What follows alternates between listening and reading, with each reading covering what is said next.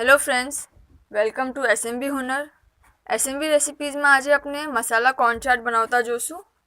એના માટે આપણને જોઈશે 2 કપ મકાઈના દાણા, 1 teaspoon butter, 1/4 teaspoon red chilli powder, 1/4 teaspoon જીરા પાવડર, 3/4 ટીસ્પૂન ચાટ મસાલા પાવડર, 1/4 ટીસ્પૂન નમક, 2 ટીસ્પૂન લીંબુનું જ્યુસ.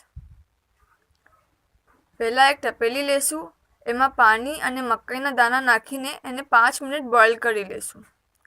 પછી એમાંથી મકાઈના દાણા નીકાળી લેશું.